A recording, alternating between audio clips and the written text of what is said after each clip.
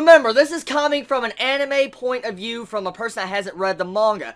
Anyways, this episode was just downright fucking epic. That is literally the actual emphasis of what I felt from this episode. Alibaba's entrance with his Denji equip was so freaking badass. It really was. The way you just see him come in, freaking use an Amon with his sword, the flames around him. A1 Pictures at the very least made the animation quality on him very good. I enjoyed that. That Alibaba had great animation around him. There was some scenes that looked a little bit derpy and a little bit lazy with the actual animation, but I can look past those points because there was just so much epicness going on the screen that I enjoyed it. I really did enjoy this episode with all the tension and all the stuff that's been built up, like Mogamet, for instance. Damn, I love him as a villain. He's a really good freaking villain. I mean, I thought he was going to maybe go into the good side a little bit, maybe actually change his ways, but getting to see in this episode with his character development of how his entire viewpoint has shifted since he was younger was just so shocking. I mean, we see this kind, innocent magician that loves everybody, wants to use magic to save everybody, but the only person in the end he wants to protect is magicians. His entire viewpoint was just twisted. I love it. I love it so much. That is how you make a fucking good villain. That is a really good villain, and you gotta admit, even though he's a villain, he at the very least knows how to use his power. Freaking Dark Denjis, holy crap, the Black Rufu was just freaking awesome. The way you see it just coming over the freaking mountains and you see the entire freaking Ko army fighting it, and then Koha being epic with his freaking sword, and you just see him like holding up Denjins while they're trying to crush him. Damn, I love the freaking Denji equips in this episode. They were really freaking nice, and I love the way A1 Pictures at least made the Denji equips look pretty fucking badass. I'm not gonna joke there. Now, I love the fighting scenes. There had so much intensity in it because of the way they did so many different epic moments a lot of us have been waiting for quite a long time of watching the anime. For instance, Alibaba, he was probably one of my major highlights of this episode since we finally get to see him do his Denji equipped.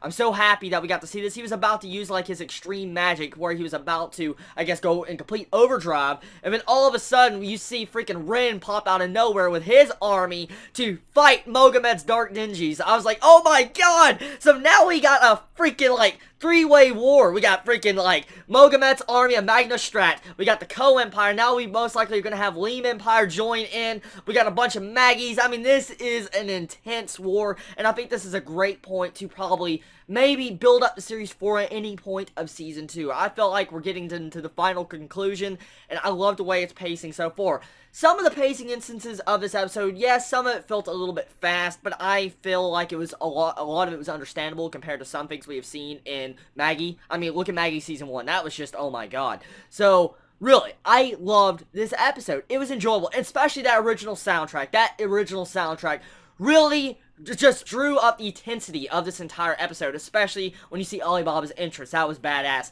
And then when you see the Black Denjis just come in, and you just see freaking Koha defending it, and you find out character development about him, that he's pretty much, he lets in, like, I guess, outcasts and people that lost their tribes, their villages, people that are experiments. He lets them into his army because he cares about them.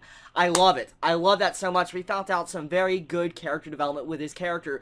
I always thought he was a bloodthirsty, you know, killer that just enjoyed killing people looking at blood. Even though he does like that, he has a very good personality that actually makes you care for his character, since he's willing to care for experiments and outcasts. That's a good quality trait of his character background, and so I feel like I have more respect for him. This episode all around led up into a major freaking cliffhanger that I cannot wait for next episode because it was just freaking epic.